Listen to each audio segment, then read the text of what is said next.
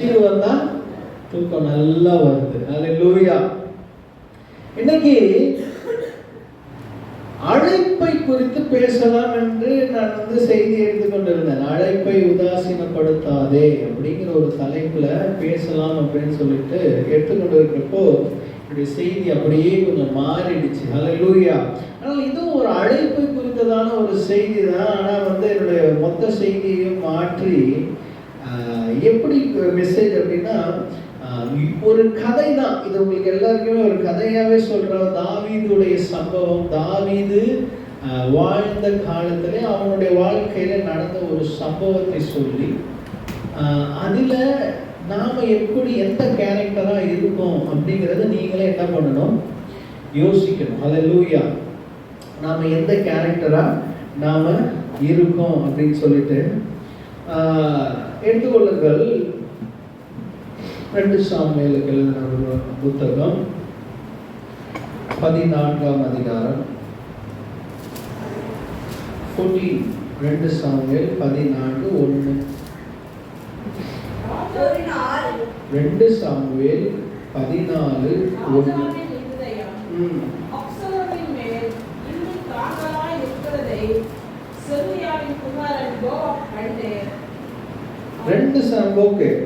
இப்போ முதலாவது வசனம் சொல்லுது, ராஜாவின் இருதயம், அதாவது தாவீதுடைய இருதயம் அப்சலோமின் மேல் இன்னும் தாங்களாய் இருக்கிறதை செருயாவின் குமாரன் ஆகிய யோவாப் கண்டான். போதும். ஃபர்ஸ்ட் யோவாப் தாவீதுக்கு யாரு? அவன் மாமனா இல்ல என்ன சொல்றது, ஃப்ரெண்டா இல்ல யாரு யோவாப்? யாரோ ஒரு சம்பந்தம் இல்லாத ஒரு ஆள், கூட இருந்த ஒரு படை தளபதி யோவாபுக்கு, அவ்வளவுதான். ஆனா அந்த யோவாப் செய்த காரியம் பாருங்க, தாவீதுக்கு ஏதோ மனசுல ஒரு குறை இருக்குது. அவன் மனசு ஏதோ என்னத ஒரு காரியத்தை தேடுது அப்படிங்கிறத இந்த யோவாப் கண்டுபிடிக்கிறான். அதையும் சரியா கண்டுபிடிச்சிட்டான். எதனாலன்றதையும் கண்டுபிடிச்சிட்டான். இந்த அப்சலோமின் மேல இன்னும் தாவீது என்ன பண்றாரு, ஆசையா இருக்கிறாரு. இப்ப இந்த அப்சலோம் என்ன ஆனாரு அப்படிங்கறத உங்களுக்கு ஒரு கதையா சொல்றேன். இதுக்கு முன்னாடி அதிகாரத்துல பாத்தீங்க அப்படின்னா தாவீதுக்கு நிறைய மனைவிகள், நிறைய பிள்ளைகள். அதுல ஒரு பிள்ளை பேரு அம்னோன், இன்னொரு பிள்ளை அப்சலோம். இவர்களை பத்தி மட்டும் பார்ப்போம். நிறைய பிள்ளைகள்லாம் இருக்கிறாங்க இந்த கதையில. இந்த அம்னோன் என்ன பண்றான் அப்படின்னா, அப்சலோமோடு கூட பிறந்த சகோதரியாகிய இந்த தாமார் இடத்துல ஒரு தவறு செய்து விடுகிறான். இந்த தவறு செய்த பிறகு அந்த தவறை யாரு செய்ய வைக்கிறான் அப்படின்னா, யோனதாப் அப்படிங்கிற ஒரு கேரக்டர். யாரு? யோனத்தான் கிடையாது. இது யாரு? யோனதாப். யோனதாப்ன்ற ஒரு ஆள் என்ன பண்றான், அவன் யாருன்னா தாவீதோட அண்ணன் பையனோ தம்பி பையனோ சித்தப்பா பசங்க எல்லாருமே என்னது அண்ணன் தம்பி மாதிரிதான் எல்லாருமே. அந்த யோனதாப் தான் இந்த தவறு செய்கிறதுக்கு அந்த அம்னோனையே என்ன பண்றான், காரியத்தை வழிவகுத்து கொடுக்குறான். இப்போ அப்சலோமுடைய தங்கச்சிய அம்னோன் என்ன பண்ணிட்டான், கெடுத்துட்டான். அப்சலோம் ஒண்ணுமே செய்யல, எதுவுமே பண்ணல. தாவீதும் எதுவுமே என்ன பண்ணல, கண்டுக்கல. தாவீது கோபமானாரு, ஆனா என்ன பண்ணல, எதுவும் செய்யல. 2 வருஷம் போச்சு, அப்படியே அமைதியா போச்சு. அமைதியா போறப்போ இந்த ஆடுகள் மயிர் கத்தரிக்கிற கூட்டத்துக்கு என்ன பண்ணாரு, அப்சலோம் தாவீதே நீங்க வாங்க, ராஜா நீங்க வாங்க. அது இஸ்ரவேலுக்குள்ள அந்த ஆடுகளுக்கு மயிர் கத்தரிக்கிறது ஒரு பெரிய ஒரு செலிப்ரேஷன். அது வருஷா வருஷம் அவங்க என்ன பண்ணுவாங்க, அதை ஒரு ஃபங்க்ஷன் மாதிரி நடத்தி அவரவர்களுடைய ஆடுகளுக்கு என்ன பண்ணுவாங்க, மயிர் கத்தரித்து விடுறது ஒரு ஃபங்க்ஷன் அவங்களுக்கு, இஸ்ரவேல் ஜனங்களுக்கு. அப்ப தாவீது என்ன சொல்றாருன்னா, நான் வரலப்பா, நான் வந்தா உனக்கு ரொம்ப செலவு அதிகமா ஆயிடும், கூட்டமா வரும், அப்படி செலவாயிடும் அப்படின்னு அப்சலோம் சொல்றான். அப்போ ராஜகுமாரர்களை எல்லாம் நான் என்ன பண்றேன், அழைத்து கொண்டு போகிறேன் அப்படிங்கிறான். அவரு போயிட்டாரு. சரி, ஓகே, ராஜகுமாரன் தானே, கூட்டு போன்னு சொன்ன பிறகு இந்த அம்னோனும் என்ன பண்றான், அங்க போறான். 2 வருஷம் ஆயிடுச்சு, எல்லாமே என்ன ஆயிடுச்சு, அப்படியே கொஞ்சம் சமாதானம் ஆயிட்டாங்க போல இருக்குன்னு நினைக்கிறப்போ அப்சலோம் பிளான் பண்ணி அந்த அம்னோனை கொண்டு போட்டுடுறான் அந்த இடத்துல. அல்லேலூயா. இதுதான் அதுக்கு முன்னாடி அதிகாரத்துல நடந்த ஒரு கதை. இப்போ தாவீது அப்சலோமை கொன்னுடுவான்னு சொல்லிட்டு அப்சலோம் பயந்து ஓடி போயிட்டான். இப்போ ரெண்டு பக்கமுமே நியாயமும் இருக்கு, ரெண்டு பக்கமுமே தவறும் இருக்குது. கரெக்டா? தாவீது பக்கமும் நியாயம் இருக்கு, என் பையனை கொண்டுட்டானே அப்படிங்கிற ஒரு நியாயம் இருக்கு. அவனும் பையன்தான், ஆனாலும் ஒரு பையனை என்ன பண்ணிட்டான், கொண்டுட்டானேன்னு ஒரு நியாயம் இருக்கு. ஆனா தாவீது பக்கம் இன்னொரு தவறும் இருக்கு. அவனே அவனை கண்டிச்சிருந்தான் அப்படின்னா அப்சலோம் என்ன பண்ணிருக்க மாட்டான், அந்த காரியத்தை செஞ்சிருக்க மாட்டான். அப்சலோம் கொலை பண்ணினது ஒரு தவறுனாலும் அவன் தங்கச்சிக்கு நேர்ந்த கொடுமைக்கு தான் அவன் என்ன பண்ணான், பதில அவன் செஞ்சான். இவன் பக்கமும் நியாயமும் இருக்கு, தவறும் இருக்கு. தாவீது பக்கமும் நியாயமும் இருக்கு, தவறும் இருக்கு. இதுல நம்ம யாரா இருக்கிறோம் அப்படிங்கிறது தான் இன்னைக்கு நீங்க அப்படியே இந்த கதையை அப்படியே யோசிங்க. ஒரு சிச்சுவேஷன்ல நம்ம தாவீதா இருப்போம், சில கண்டிக்காம விட்டுருவோம், சில நல்ல விஷயங்கள் நம்ம கிட்ட இருக்கும், ஆனா அதை ஒத்துக்க மாட்டோம், அப்படியே அமைதியா இருப்போம். சில நேரங்கள் நம்ம அப்சலோமா இருப்போம், சில கோவப்பட்டு சில காரியத்தை செஞ்சிருவோம். அதுக்கப்புறம் ஆனா சரியானதுக்கு தான் நம்ம செய்யறோம், ஆனா அது செஞ்சதுக்கு பயந்து நம்ம என்ன பண்ணிருக்கிறோம், ஓடி ஒளிந்து கொண்டு இருக்கிறோம். சில நேரம் யோனதாமை போல இருக்கிறோம், மற்றவர்கள் தவறு செய்கிறதுக்கு நாம காரணமா என்ன இருக்கிறோம், சில நேரங்கள்ல இருக்கிறோம். இப்படிப்பட்ட சூழ்நிலையில அப்படியே காலம் கடந்து போது ராஜாவால அவருடைய வேலையை ஒழுங்கா என்ன பண்ண முடியல, செய்ய முடியல. ராஜாவின் இருந்தே ஏதோ ஒன்று நினைச்சு அப்படியே என்ன ஆகுது, குழம்பிக்கிட்டே இருக்கு. அம்னோன் செத்து 2 வருஷம் ஆயிடுச்சு, ஆனாலும் அப்சலோமை பார்க்கலையே அப்படிங்கிற ஒரு ஏக்கம் ராஜாக்குள்ள என்ன ஆயிட்டு இருந்துகிட்டே இருக்கு. இத தாவீதுடைய மனைவிகள் யாரும் என்ன பண்ணல, கண்டுபிடிக்கல. தாவீதுடைய க்ளோஸா இருந்த ஆட்கள் யாருமே என்ன பண்ணல, கண்டுபிடிக்கல. ஆனா யார் கண்டுபிடிச்சானா, யோவாப் கண்டுபிடிச்சான். தாவீதுக்கு எப்பவுமே ஒரு சின்ன கதை சொன்னாதான் அவருக்கு என்ன ஆகும், அவருக்கு சில விஷயங்கள்லாம் புரியும். சண்டே ஸ்கூல் பையன் மாதிரி தாவீது யாரு, சண்டே ஸ்கூல் பையன் மாதிரி. அவர் பாவம்லாம் பெருசா பண்ணிடுவாரு, ஆனா அவருக்கு உணர்த்துறதுக்கு யாராவது ஒருத்தர் வந்து என்ன பண்ணணும், ஒரு கதை சொல்லணும். பத்சேபால் இருக்கிற பாவம் பண்ணப்போ கூட ஒருத்தர் வந்து என்ன பண்ணாரு, கதை சொன்னாரு. ஐயா, ஒரு ஊர்ல 2 ஆட்டுக்குட்டி இருந்துச்சு, ஒரு ஒரு பணக்காரன் தான், ஒரு ஏழை இருந்தான். அந்த ஏழை ஒரே ஒரு ஆட்டுக்குட்டி என்ன பண்ணான், பத்திரமா வச்சு பார்த்துக்கிட்டான், மடியிலே தான் விளையாடும். இந்த பணக்காரன் வீட்டுக்கு ஒரு சொந்தக்காரன் வந்துட்டாங்கிறதுனால அந்த ஏழை கிட்ட இருக்கிற ஆட்டுக்குட்டிய கொண்டு விருந்து செஞ்சாங்க. யாரா அந்த பணக்காரன், என்ன பண்ணணும், கொல்லணும் இப்படின்னு ஒரு கதை சொன்ன பிறகுதான் சொல்றேன், அது நீதான் அப்படின்னு. அதே மாதிரி இப்போ யோவாப் பார்த்தாரு. இப்போ இவனுக்கு எப்படி புரிய வைக்கிறது தாவீதுக்கு, ஏன் அப்சலோம் மேல இன்னும் வந்து ஒரு மாதிரி கோவத்தை, அப்சலோம் பயந்துட்டு இருக்கான்.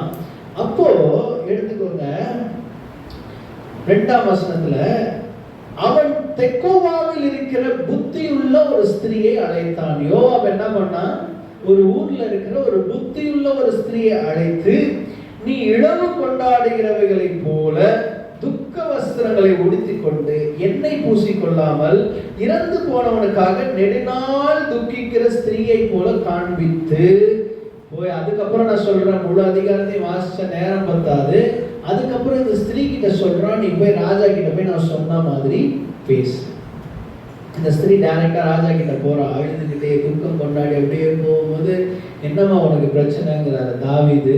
அப்போ அவன் என்ன சொல்றான் அப்படின்னா, ஐயா, எனக்கு 2 குமாரர்கள் இருந்தாங்க, 2 குமாரர்களுக்குள்ள ஒரு சண்டை நடந்துச்சு. சண்டையை விளக்க ஆள் இல்லாத காரணத்தால ஒருத்தன் என்ன பண்ணிட்டான், இன்னொருத்தனை கொண்டு போட்டுட்டான். இப்போ எனக்கு இருக்கிற மீதி உள்ள ஒரு குமாரனையும், எனக்கு இருக்கிற எல்லா அந்த சொத்து சந்தானத்தையும் மற்றவர்கள் என்ன பண்ணணும், இவன் எப்படி கொலைபாதகன், இவன் எப்படி உயிரோடு இருக்க முடியும், இவனையும் நம்ம என்ன பண்ணணும், கொண்டு போடணும் அப்படின்னு சொல்லி என்னுடைய சொந்தக்காரங்கள்லாம் என்ன பண்ணிட்டாங்க, அவன் மீதி இருக்கிற ஒரு மகனையும் கொலை செய்யணும் அப்படின்னு சொல்லிட்டு வந்துட்டாங்க அப்படின்னு சொல்றாரு. அப்ப ராஜா சொல்றாரு, உன் வீட்டுக்கு போ, உன் காரியத்தை குறித்து நான் என்ன பண்றேன், உத்தரவு கொடுக்கிறேன். பிரச்சனை என்னன்னு புரிஞ்சுதா? 2 பசங்க இருந்தாங்க, 2 பசங்களுக்குள்ள சண்டை நடந்துச்சு. ஒருத்தன் என்ன பண்ணிட்டான்? கொண்டு போட்டான். இந்த மீதி இருக்க சொந்தக்காரங்களாம் இவன் கொலைபாதகன், இவனை என்ன பண்ணணும்? செத்துடணும், இவனையும் கொல்லணும் அப்படின்னு சுத்திட்டு இருக்காங்க. ஆனா அந்த ஸ்திரீ இப்படி சொன்னாலும் போகாம ஆண்டவனே 9ஆம் வசனத்துல ராஜாவின் மேலும் அவர் சிங்காசனத்தின் மேலும் குற்றம் இல்லாதபடிக்கு அந்த பழி என் மேலும் என் தகப்பன் வீட்டிலும் சுமர கடவுது அப்படின்னாரு. மறுபடியும் அந்த ராஜா சொல்றாரு, உனக்கு விரோதமா பேசுகிறவனாச்சும் இருந்தா அவனை என்ன பண்ண, என்கிட்ட கொண்டு வா, அவன் இனிமே ஒன்ன என்ன பண்ண மாட்டான், தொட மாட்டான். மறுபடியும் அந்த ஸ்திரீ இப்படி பேசும்போது ராஜாவானவர் தம்முடைய தேவனாகிய கர்த்தரை நினைப்பாராக அப்படின் போது அதற்கு ராஜா சொல்றாரு, உன் குமாரனுடைய மயிரில் ஒன்றாவது தரையிலே விழுவதில்லை என்று கர்த்தரின் ஜீவனை. உன் குமாரனுக்கு எதுவுமே ஆகாது. உன் குமாரன் தான் இன்னொரு குமாரனை கொலை பண்ணா, ஆனா அந்த குமாரனுக்கு எதுவுமே ஆகாது கர்த்தரின் ஜீவனை கொண்டு என்ன பண்றாரு தாவீது சொல்லிடுறாரு. சொன்ன பிறகுதான் இப்போ கடைசியா சொல்றான். மறுபடியும் அந்த ஸ்திரீ உள்ள நிஜமாவே ரொம்ப புத்தி உள்ள ஸ்திரீதான். யோவாப் சொன்னான்ற ஒரு காரணத்தால ஒரு நடிக்க தான் போயிருக்கா. அவளுக்கு பசங்களும் கிடையாது, அவன் பையனும் என்ன பண்ணல, சாகல, எதுவுமே பண்ணல. ஆனா பாருங்க, அந்த யோவாப் சொன்னாங்கிற ஒரு காரணத்துக்காக அந்த ஸ்திரீ எந்த அளவுக்கு தாவீது கிட்ட பேசுறான்னு மட்டும் பாருங்க. அவ சொல்றது எல்லாமே போய், அவன் பையன் சாகல, எதுவுமே பண்ணல. நம்ம சில நேரங்கள்ல இந்த ஸ்திரீயா இருக்கிறதுக்கான வாய்ப்புகள் நமக்கு நிறைய நேரத்தில் கிடைக்கும். ஒரு காரியத்தை சமாதானம் பண்றதுக்கு சில பொய்களை எல்லாம் சொல்லி அந்த அப்பாவுக்கும் பிள்ளைக்கும் நடக்கிற சண்டை என்ன பண்றாவ, சமாதானம் பண்றா. சில நேரங்களில் நாம அந்த ஸ்திரீயா இருக்கக்கூடிய வாய்ப்புகள் இருந்திருக்கும். ஆனா நம்ம என்ன பண்ணிருப்பான், அவன் சமாதானம் ஆனா எனக்கு என்ன, அவன் சண்டை போட்டா எனக்கு என்ன, அவன் எதுக்கு நமக்கு சமாதானம் ஆகணும். பாருங்க, தாவீது கூட பேசிட்டு இருக்கா. தாவீது ஃபர்ஸ்ட் சொல்றாரு, ராஜா எப்படி பேசிருப்பாரு, ராஜா கூட ஒரு சாதாரண ஒரு ஸ்திரீ வந்து பேசுறானா அந்த எப்படி வந்து ராஜாவோட அந்த கான்வர்சேஷன் இருந்திருக்கும். ஃபர்ஸ்ட் கேட்கறப்ப போய் போ நான் பாத்துக்கிறேன் அப்படின்னு தான் ஃபர்ஸ்ட் அவர் என்ன பண்றாரு, சொல்றாரு, போ நான் பாத்துக்கிறேன், ஓ நீ வீட்டுக்கு போ, உன் காரியத்தை குறித்து நான் உத்தரவு கொடுக்குறேன் போ அப்படின்னு அனுப்புறாரு. 2வது வாட்டி உனக்கு விரோதமா பேசுறவனுக்கு என்கிட்ட சொல்லு, நான் என்ன பண்றேன் பாத்துக்கிறேன் போ. 3வது வாட்டியும் பேசுறா. அப்ப சொல்றாரு, நான் சொல்லிக்கிட்டே இருக்கிறேன், உன் பையன் மேல ஒன்னும் என்ன ஆகாது, ஒரு மயிர் கூட கீழே விடாது, அதை நான் கர்த்தருடைய ஜீவனை கொண்டு சொல்றேன் அப்படின்னு சொன்ன பிறகு மறுபடியும் சொன்ன போது 13ஆம் வசனத்தை சொல்றா, அப்பொழுது அந்த ஸ்திரீ, அப்பா இவ்வளவு என் பையனுக்காக நீ பரிதவிக்கிறியே, என் பையன் இன்னொருத்த சாவக்கூட, ஒருத்தன் கொண்டுட்டான், அண்ணன் தம்பிக்குள்ள சண்டை வந்து ஒருத்தன் கொண்டுட்டான், இன்னொருத்தன் சாவக்கூடாது, அவன் மேல ரத்த பலி சுமரக்கூடாது, அவனுடைய தலை மயிர் கூட கீழே விடக்கூடாது, நீ பரிதவிக்கிறியே, பின்ன ஏன் தேவனுடைய ஜனத்திற்கு விரோதமாய் இப்படிப்பட்ட நினைவை நீர் கொண்டிருக்கிறீர் அப்படின்னு தாவீதை பார்த்து ஒரு கேள்வி. என் பையன் கொண்டுட்டான், அது பரவாயில்ல, தப்பு இல்லை, அவன் மேல ஒன்றும் பழி சுமராது, கூட்டிட்டு வான்னு சொல்றியே, அப்போ உன்னுடைய அப்சலோமை நீ என்ன பண்ற, இவ்வளவு நாள் பார்க்கலையே. தாவீதுக்கு இப்போதான் என்ன ஆகுது, லைட்டா புரியுது. தாவீது ஒரு டியூப் லைட்னு சொல்லுவாங்கல்ல நம்மள, ஒரு ஆண்டவரை துதிக்கிறதுல மட்டும்தான் பிரகாசமா என்ன பண்ணாரு, எரிஞ்சாரு வெளிய. மற்ற விஷயங்கள் எல்லாம் யாராவது ஒருத்தர் என்ன பண்ணணும், தூண்டி விடணும். அவன் சொல்ற அந்த ஸ்திரீ துரத்துண்ட தம்முடையவனை ராஜா திரும்ப அழைக்காததினாலே, அந்த அப்சலோமை என்ன பண்ணல, திரும்ப அழைக்காததினாலே ராஜா இப்பொழுது சொன்ன வார்த்தையினால் குற்றம் உள்ளவரை போல இருக்கிறார். நீ என் பையனுக்கு ஒரு நியாயம், உன் பையனுக்கு ஒரு நியாயம் வச்சிருக்க கூடாது அப்படின்னு சொன்னோன்னே தாவீதுக்கு புரிஞ்சு போச்சு, ஏதோ ஒரு பிளான். என்னது இது, ஏதோ ஒரு பிளான். அப்போ தாவீது யோசிக்கிறான், இப்போ நான் இப்படி யாரோ ஒரு ஆளை செட் பண்ணி, ஒரு ஸ்திரீயை செட் பண்ணி வச்சு பேசி இப்படி சமாதானம் நம்மளை பண்ணுறான், யாரா இருப்பான்றதுலாம் அவனுக்கு டவுட்டே இல்லை தாவீதுக்கு. யார் இந்த ஸ்திரீயை கூட்டிட்டு வந்திருப்பான் அப்படிங்கிறதுல தாவீதுக்கு டவுட்டே இல்லை. அதுதான் இந்த யோவாப். யோவாப்ங்கிறது ஒரு சரியான கேரக்டர். நீங்க படிச்சு பார்த்தீங்கன்னா தெரியும். அப்போ அப்படியே கண்டினியூவா பார்த்தீங்க அப்படின்னா, அப்பொழுது ராஜா 18ஆம் வசனத்துல அந்த ஸ்திரீக்கு பிரதித்திரமாக புரிஞ்சு போச்சு தாவீதுக்கு, நான் உன்னிடத்தில் கேட்கும் காரியத்தை நீ எனக்கு மறைக்க வேண்டாம் என்றான். அதற்கு அந்த ஸ்திரீ ராஜாவை என் ஆண்டவர் சொல்வாராக அப்படின்னு கேட்கும் பொழுது 19ஆம் வசனம் சொல்றாரு, அப்பொழுது ராஜா, இதிலெல்லாம் யோவாப் உனக்கு உட்கையா இருக்கவில்லையா என்று கேட்டு. பாருங்க, அந்த யோவாப் பல நேரங்கள்ல என்ன லாபம் யோவாபுக்கு? இதுல ஏதாவது லாபம் இருக்கு அந்த யோவாபுக்கு? அப்பாவும் பையனும் சேர்ந்தா யோவாபுக்கு ஏதாவது தர போறாங்களா? ஒண்ணுமே இல்லை. ஆனா இந்த யோவாபுக்கு இருக்கிற ஒரு நல்ல குணம், இந்த குடும்ப சமாதானமா இருக்கும். அப்பாவும் பிள்ளை எங்கெங்கயோ பிரிஞ்சிருக்கிறாங்க. இதை என்ன பண்ணக்கூடாது, இப்படி இருக்க கூடாது. ஒரு நேரம் நம்ம தாவீது போல இருக்கிறோம், ஒரு நேரம் நம்ம அப்சலோம் போல இருக்கும். கோபம், சண்டை, பிரச்சனை இப்படின்னு ஓடிட்டு இருக்கு. ஒரு நேரத்தில் சில நேரத்தில் ரொம்ப மோசமா போய் யோனதாப் மாதிரி கூட இருக்கும். பிரச்சனை வர்றதுக்கு காரணமாகவே நம்ம என்ன பண்றோம், சில நேரங்கள்ல இருக்கிறோம். ஆனா இங்க ரெண்டு கேரக்டர் இருக்கு. ஒன்று யோவாப், இன்னொன்று அந்த ஸ்திரீ. அந்த ரெண்டு பேருக்கும் இவங்க சேர்ந்தாலும் ஒன்றும் 10 பைசாக்கு பிரயோஜனம் கிடையாது, இவங்க சேரலனாலும் 10 பைசாக்கு பிரயோஜனம் கிடையாது. ஆனா ராஜாவுடைய இருதயம் இன்னும் அப்சலோமுக்காக தாங்களா இருக்கிறத யோவாப் கண்டுபிடிச்சான். அதை கண்டுபிடிச்சு அதுக்கு ஒரு பிளான் போட்டான். அந்த பிளான் போட்டு அந்த ஸ்திரீ என்ன பண்ணாரு, கூப்பிட்டு வந்தோடனே அதற்கு பிறகு தாவீதுக்கு தெரியுது, நம்ம மேல இவ்வளவு அக்கறை எடுத்திருக்கிறது யாரு? 40 பொண்டாட்டிங்க இருக்கு, பார்த்துருப்பான். ஒண்ணு கூட இவர் பக்கம் என்ன இருக்காது, இவர் நல்லா இருக்கிறாரா, இவர் மனசு சந்தோஷமா இருக்குதா அப்படின்ட்டு யாருமே என்ன பண்ணல, ஃபீல் பண்ணல. பசங்க ஒவ்வொருத்தரும் என்ன பண்றான், இவன் செத்தா எப்போ அண்ணன் சாவான், தின்ன எப்போ காலியாகும், இவர் எப்போ மறிப்பாரு, நம்ம யாரு அடுத்த ஆட்சிக்கு போட்டி போடலான்னு பசங்கள்லாம் ஒரு பக்கம் என்ன பண்றாங்க, சுத்திட்டு இருக்காங்க. அந்த யோவாப் கூட இருந்தத தாவீதுக்கு தெரியுது, இந்த காரியத்தை செய்யணும் யோவாப் மட்டும்தான் என்ன பண்ணியிருப்பான், என் மேல அன்பா இருக்கிறவன் யோவாப் மட்டும்தான், யோவாப் மட்டும்தான் என்ன பண்ணிருப்பான், இந்த காரியத்தை செஞ்சிருக்கணும் அப்படின்னு சொல்லிட்டு அப்போ சொல்றான் 20ஆம் வசனத்துல, நான் இந்த காரியத்தை உவமானமாய் பேசுகிறதற்கு உமது அடியானாகிய யோவாப் அதற்கு காரணமாய் இருந்தான்.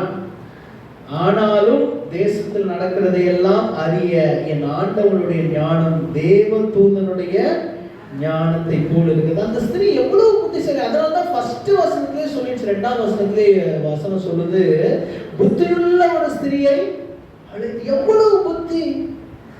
அவர் ராஜா கிட்ட பேசும் பொழுது கூட 3-4 வாட்டி சொல்லுவா, நீங்க தேவ தூதனை போல இருக்கிறீங்க, இது பண்றீங்க அது பண்ற, ஒரு எப்படி அந்த ஒரு சமாதானத்தை கொண்டு வருவதற்கு அந்த ஸ்திரீ செய்த காரியங்களும் அந்த யோவாப் செய்த காரியங்களும் என்னை பிரமிக்க வைத்து என் மெசேஜையே மாற்றி விட்டுருச்சு. ஹல்லேலூயா.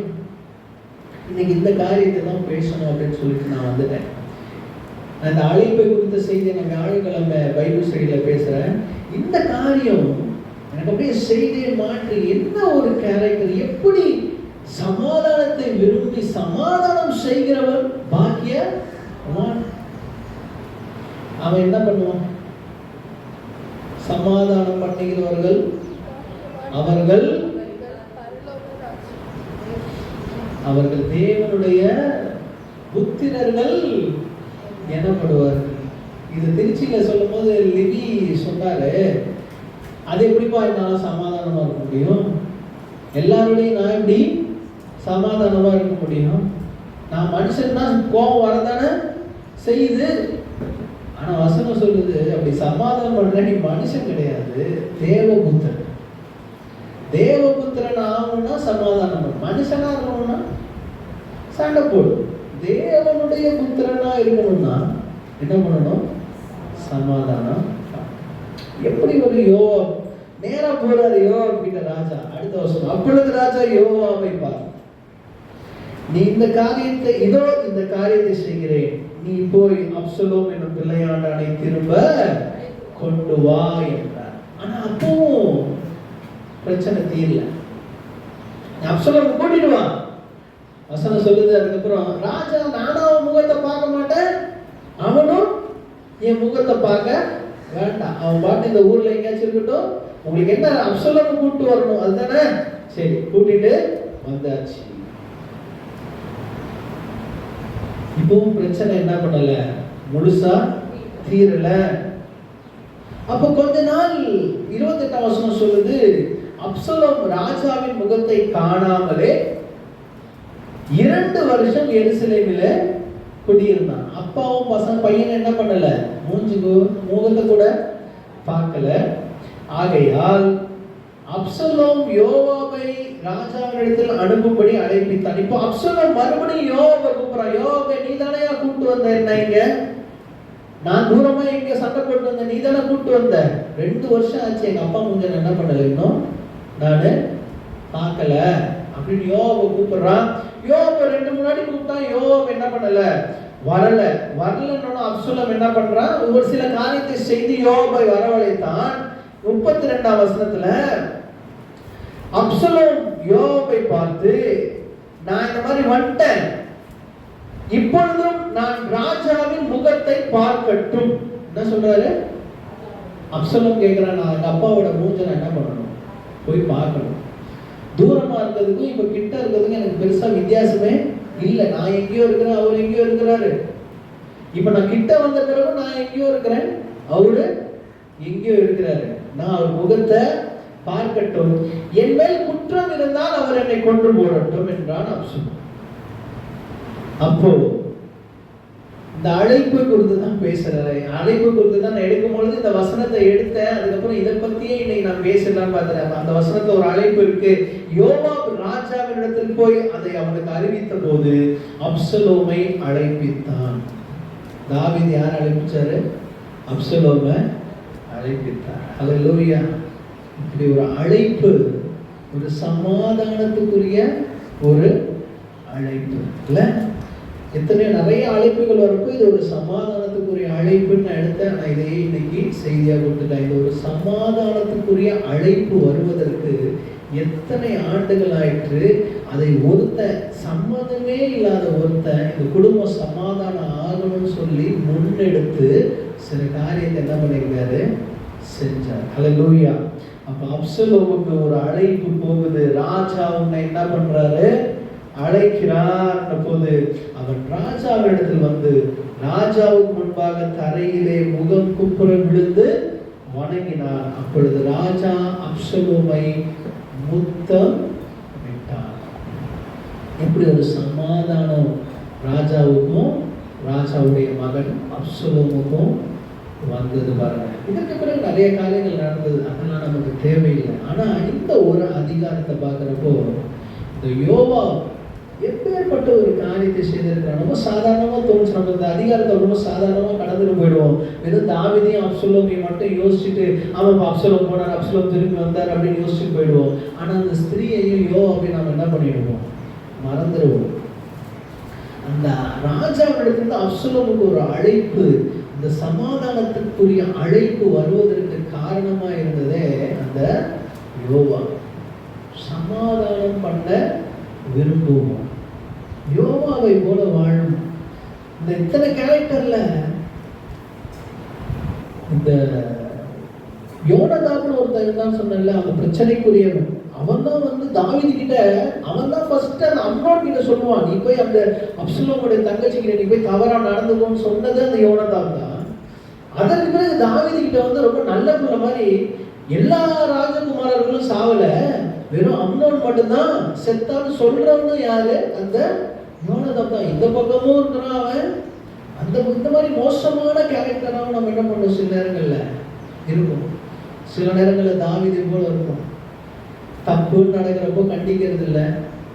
அதுக்கு யாராவது ஒருத்தர் பண்ணாங்கன்னா அவங்க மேல என்ன பண்றது, கோவப்படுறது. தாவீதை போல இருக்கும். சில நேரத்தில் அப்சலோமை போல இருக்கும். நமக்கு நியாயமான கோபத்துல என்ன பண்றோம், சில நேரத்தில் நியாயமான கோபத்துக்கு தண்டனை என்ன பண்ணிடுறோம், நாமளே கொடுத்துடுறோம். அப்சலோம் மாதிரி ஆனா இது எத்தனை சூழ்நிலை, ரெண்டு பேர் பக்கமும் தப்பு இருக்கு, ரெண்டு பேர் பக்கமும் சரி இருக்கு. அப்போ எப்படி ஒரு ஞானமாய் ஒரு கதையை ஒரு பில்ட் பண்ணி இந்த பிரச்சனையை போய் தாவீது கிட்ட சொல்லு, தாவீது இப்படி ரியாக்ட் பண்ணுவாரு. அந்த நேரத்தில் அவருக்கு என்ன பண்ணு, தாவீது எப்பவுமே ரொம்ப இலகின மனதை உடையவர். சரியான பாயிண்ட்ல யாராவது ஒருத்தர் பேசினாங்கன்னா அவர் அதை வந்து வீம்புக்குன்னு சொல்லி என்ன பண்ண மாட்டார், தப்பு இல்லை இல்லை நான் பண்ணதுதான் சரின்னு சொல்லவே மாட்டார். யாரோ ஒருத்தர் தெளிவா சொல்லி எக்ஸ்பிளைன் பண்ணா அதை ஏற்றுக்கக்கூடிய சுபாவம் தாவீதுக்கு எப்பவுமே இருக்கு. இவர் ஒரு சாதாரண ஸ்திரீ, இவர் ராஜா. ஆனா கூட நின்று பேசும் பொழுது, ராஜா நீ செஞ்சது நியாயமா, என் பையனுக்கு ஒரு நியாயம் உங்க பையனுக்கு ஒரு நியாயமான்னு கேட்டப்போ அவர் யோசிக்கிறாரு, இந்த காரியத்தை யோவாபை தவிர வேற எவனும் என்னை பத்தி இவ்வளோ அக்கறை எடுத்து என் குடும்பம் சமாதானம் ஆகணும்னு இப்படி ஒரு அக்கறை எடுத்தது யோவாபை தவிர வேற யாராலையும் இருக்க முடியாது. இன்னைக்கு நீங்க யோசிங்க, யோவாபை மாதிரி வாழ சமாதானம் பண்ணி வைங்க. சமாதானம் சொல்றது, வாழ்க்கையில நாம சமாதானம் பண்ணுகிறவர்கள் பாக்கியவான், சமாதானமே வாழுகிறவர்கள் அல்ல. என்னது? சமாதானம் பண்ணுகிறவர்கள் பாக்கியவான். முடிந்தவரை நாம் என்ன பண்ணுவோம், சமாதானம் செய்வோம். யோவாபை போல ஒரு அவனுக்கு 10 வயசுல பிரயோஜனம் கிடையாது இந்த காரியத்தை பண்ணதுனால. ஆனாலும் ராஜா மனசை அறிந்ததுனால, இந்த ராஜா தாவீது ராஜாவுடைய மனசை யோவாப் அறிந்து வைத்ததுனால ஏதோ ஒரு ஏக்கம் இருந்துகிட்டே இருக்கே ராஜாவுக்கு அப்படின்னு அறிந்ததுனால அந்த காரியத்தை செய்யலாம். இன்னைக்கும் அந்த ஆண்டவராகிய இயேசு ராஜாவின் மனசை நீங்க அறிஞ்சீங்க அப்படின்னா அந்த யோவாவை போல சமாதானம் பண்ண ஸ்டார்ட் பண்ணுவீங்க. அதுதான் ஆண்டவர் இன்றைக்கு